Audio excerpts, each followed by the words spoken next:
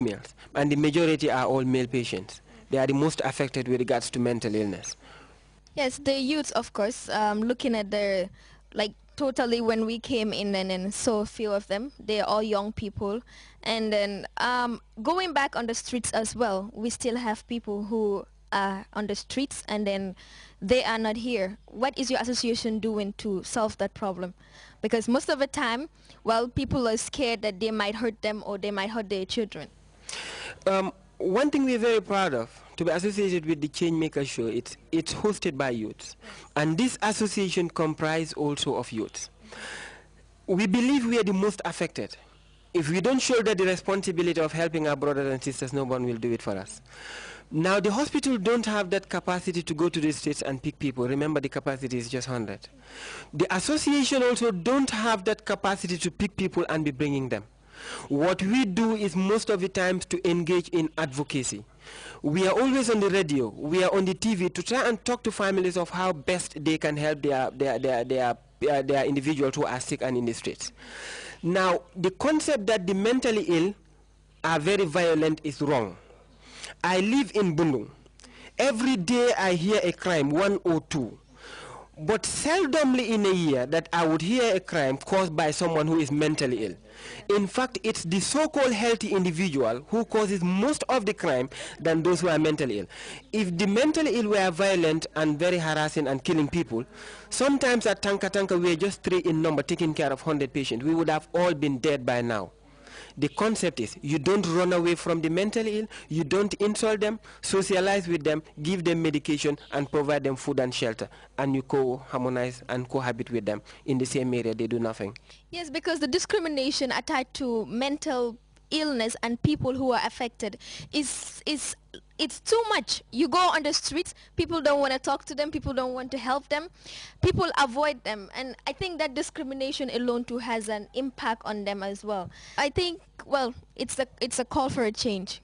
Isolating these people in society, I think it's our responsibility, we as a society, to at least embrace these people. You listen to them, especially their families. You cannot just isolate them like that.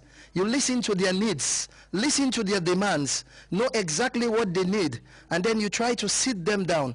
If you listen to them, you will get an idea exactly what is happening with them. And therein, you can come in, try to apply the sensitization programs by counseling them, because one thing we lack in our society is the families of these people. They lack the skills on how to deal with these people in society. That's why the association is there to at least go to the media, try to sensitize the public on how to deal with these people in society. They need the protection. They need our protection. They need our guidance. They need our control, and they need our care and support so that they can live harmoniously in society. If they do not have these three things, I'm afraid, if you see them, you start telling them they're dof, they are nyamato. It's not nice. You cannot tell them that. The stigma that you're putting in them, at least try to frustrate them. It is not good. We should try to talk to them in a peaceful manner, try to know what is affecting them. If we live with them in society, we understand their situation, I think things can solve in our society. The society needs to change, as you people are saying. Yeah, I think another problem that will be like, most people have the notion that any mad person on the street, you know, is in one way or the other affected with supernatural things. Like you do hear people saying, ki don ko ligay, dumoy nyo ko lal, you know, and like if you tell them that sometimes, you know, these things can be caused by drugs, you know, people will hardly say that you are mad because drugs cannot cause certain things. But most of the time they believe that there is an enemy outside, you know, an external influence who is trying as much as possible to spoil the life of this particular individual. What do you have to say regarding this? Now, the first point we would want to correct is the idea that drugs don't cause mental illness.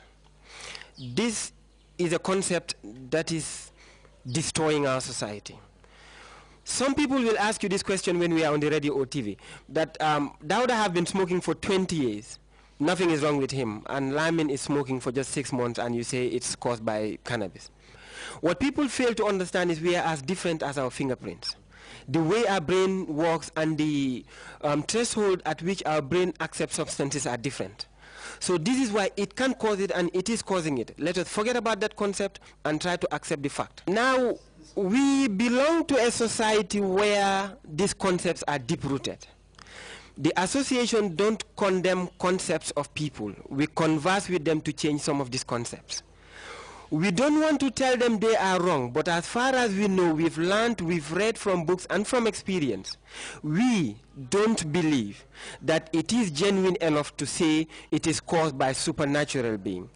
We don't want to condemn that fact, but as far as we know, it is not founded anywhere in our books that it is caused. In fact, when you look at the ancient history of psychiatry, it started in a way that people believe only the witches are the mentally ill. So anytime you are mentally ill, you are a witch.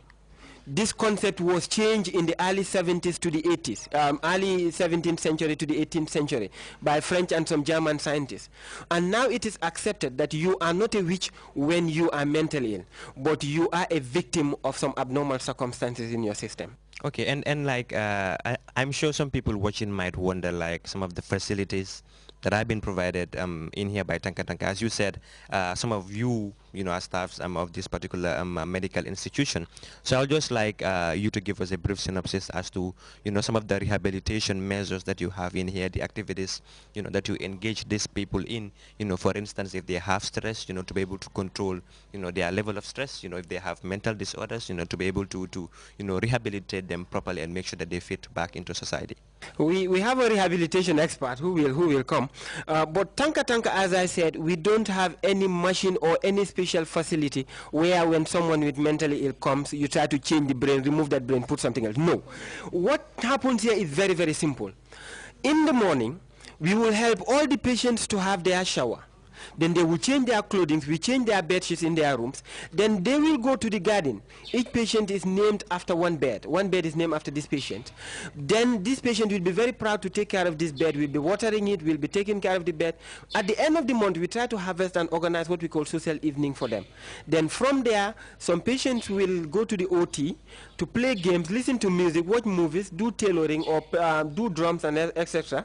Then others will be seeing the doctor for consultations every day. Then from there we will give them their medication, their breakfast and everything. Then we counsel, we chat with them. This is what we do, and each and every family member at home can do the same. We don't have any magic. This is what Tanka Tanka does, and it is working. The rehabilitation aspect, we need more than Tanka Tanka. We need more than this association. This is why we're calling on everyone, association, individual, to come and help us, because we, the association, are ready to make some changes, and we will for sure, inshallah. Yeah, as Dauda was saying, Dauda was just talking about the therapies that we give to the patients here. You have something like music therapy, to socialize themselves. Yes. You have this gardening things that they do. When they are, some of them, they like to do gardening. When they go there, they feel like at home. Yeah. These are all things, as he said, these are all things that can be done in the society rather than here. Because one funny thing about the society is we tend to stigmatize these people. We isolate them in society. The moment we know that they are affected by mental illness, they are out of the family. We don't want to know about them again. It is our responsibility as a society. We can perform all these things, music therapy, gardening, and all these things. You have lots and lots of therapies that you can give to them. The behavioral therapy, you try to do what is like the behavioral therapy, which involves the conditioning system, classical operant, and observation learning.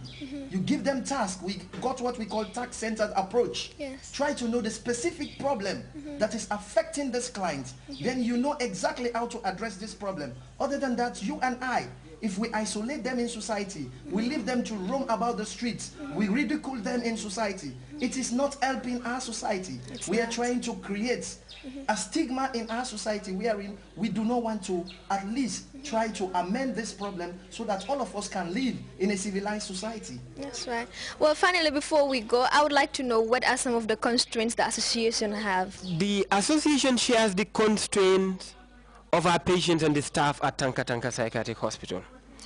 Now, one concept that we built this association on was, with or without money, we are going to help our brothers and sisters in the community. This is why for most of the activities, the trainings we've done for the journalists, the other seminars we've had, community meetings, The financing is from the pocket of the members of this association. That is our